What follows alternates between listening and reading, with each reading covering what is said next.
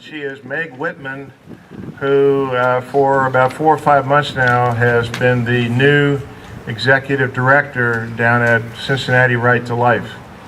Meg has replaced a lady who was almost an institution down there, Paula Westwood. Many of you know Paula, but Meg, I assure you, is doing great things down there, and they continue not to miss a beat in promoting life and in spreading the gospel of life. We specifically asked Meg to come here today because of her experience and the broader Cincinnati experience in closing down the Haskell Abortion Clinic in Sharonville. It's been closed now it has not done surgical abortions now in several years, and it finally closed for good sometime, I believe, in the February timeframe. And they were so excited, as they should be, that they actually held a rally of Thanksgiving in May to thank God for closing that clinic. That's a rally that we hope to be able to have here sooner rather than later. So without further ado, I'd like to introduce Ms. Meg Wittman.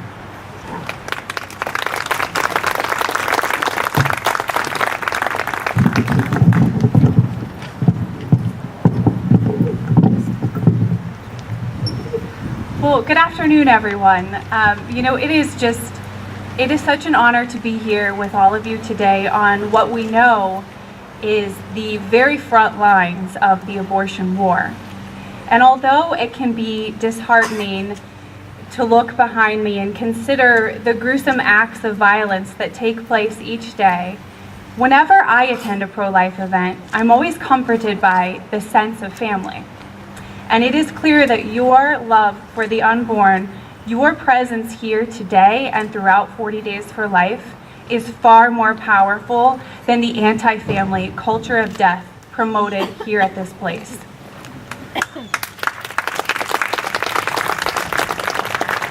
I have always lived in a country where abortion is legal.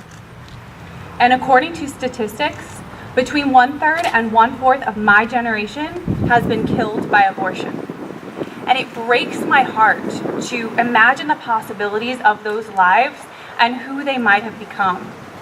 I am not old enough to remember the beginning of this abortion war, but I and my peers have been casualties nonetheless. I am considered by demographers to be part of the millennial generation. And the millennial generation is a popular topic for many a writer and many a researcher. But what I want to tell you today is that there's a really important part of the puzzle that not a lot of people are telling you. And that is that the millennial generation is more pro-life than the generation before it. So there's a lot of data that exists on this, right? And data can certainly be manipulated to tell whatever story we want it to tell. And we see a lot of that type of manipulation happening in the liberal media. But the reality is, the truth is, that the numbers are telling us that young adults are leaning more pro-life. Since the early 1970s, the General Social Survey has been conducted in the United States on the same exact set of questions.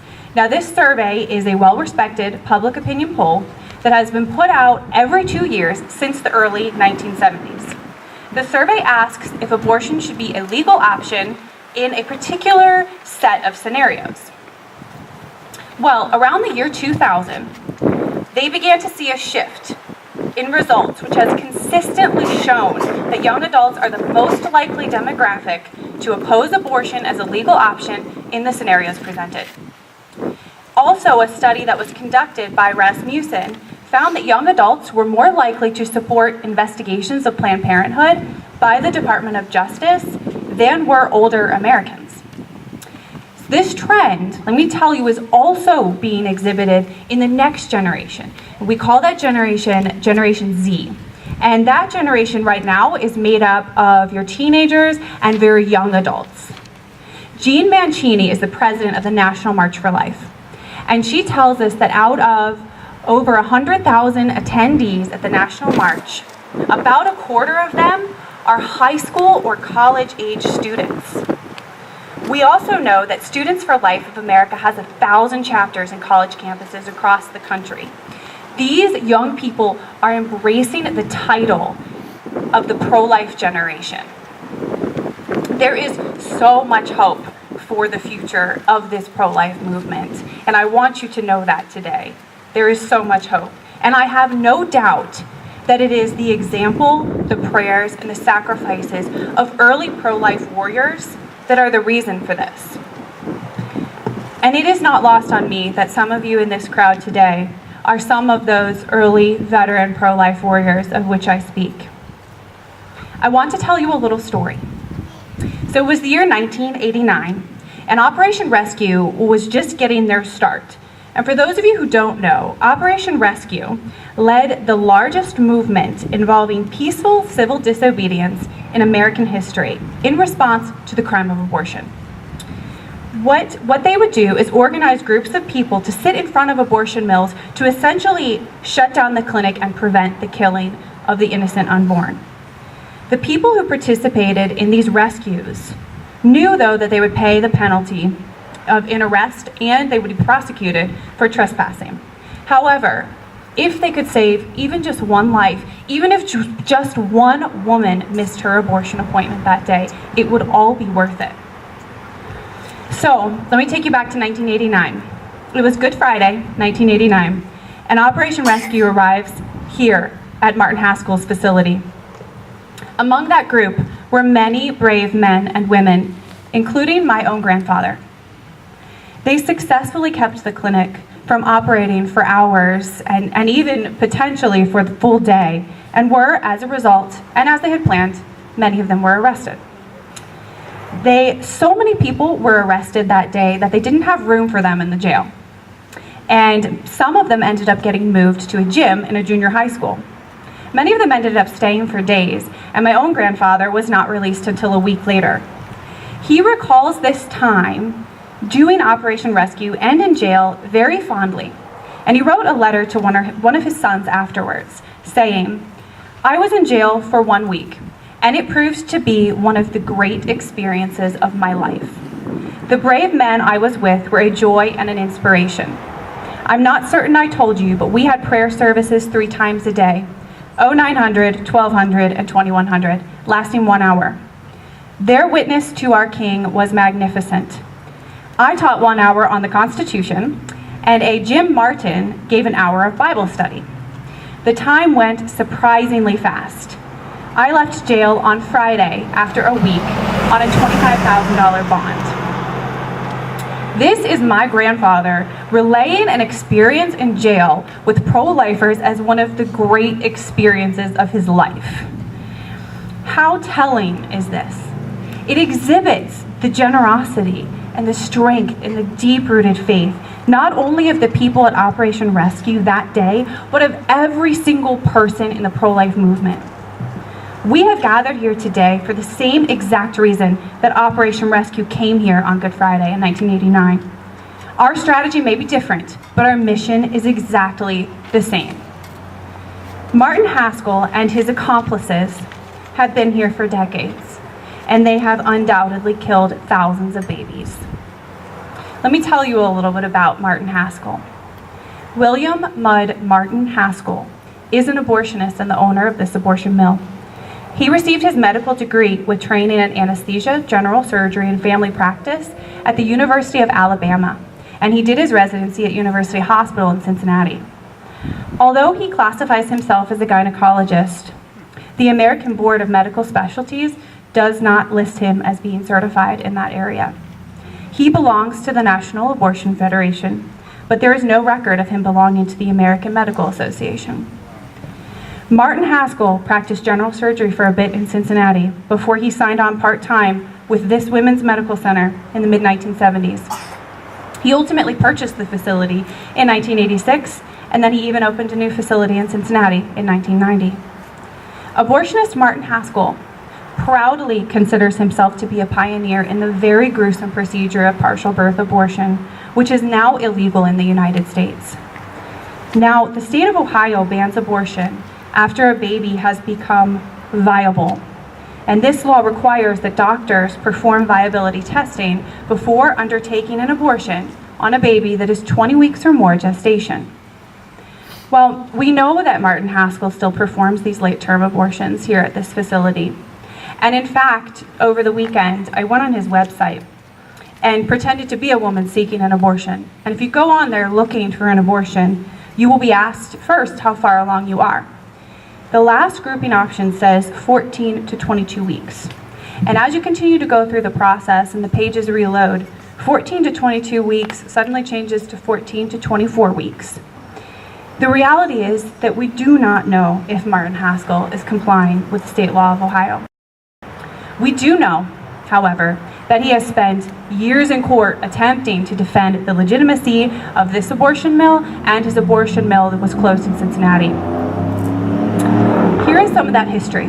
So in 1996, the Ohio legislature passed a law requiring that all ambulatory surgical facilities, of which the Women's Medical Center is one, requiring that they obtain a license from the Ohio Department of Health. Martin Haskell was consistently denied a license because he had no written transfer agreement with an area hospital that would ensure a continuum of care in the case of an emergency. And over the course of the years, Martin Haskell has engaged in legal maneuvering both here and Cincinnati through appeals, stays, and variances. And even though that law was passed in 1996, I will tell you that this Women's Medical Center has never secured an official written transfer agreement with a hospital. And for the past 2 years, they've actually been operating without a license. And you might ask how that happened. Well, back in 2016, a stay was issued by Judge Mary Wiseman, allowing Martin Haskell to keep his doors open here, pending a similar case that was to be ruled on in the Ohio Supreme Court. While that ruling finally came down in favor of the Ohio Department of Health against the abortion clinic in that area. And as a result, just this August 22nd, as many of you I'm sure are aware, this Women's Medical Center was ordered to close. The judge was forced to follow the precedent of the Ohio Supreme Court. However, they were also allowed 30 days to file an appeal. And sadly, this past Wednesday, Martin Haskell filed an appeal with the 2nd District Court. So once again, his doors will likely remain open and they will continue to kill babies here. Roughly 57 abortions take place every day in the state of Ohio. And for the year 2016, Ohio reported 20,672 abortions. Martin Haskell and this facility are contributing significantly to that number, and it is time that we shut them down.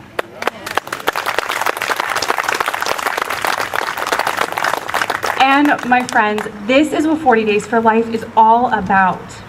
Let's make this the year. Let's make this the year that we close this abortion mill down.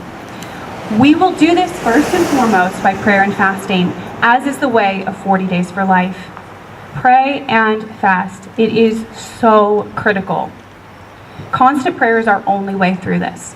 I will tell you, I was recently in Washington, D.C. with some pro-life leaders, some well-known pro-life leaders, and every single one of them that got up to speak said that the primary thing that we must do in this battle is pray. It is spiritual before it is anything else. And we must defeat the evil of abortion by fighting the devil with prayer. And this is the heart of 40 Days for Life. We must keep a constant vigil here at this facility. This is a major battleground, as we know. We know that we can close Martin Haskell's doors, and I know that we can do it here too.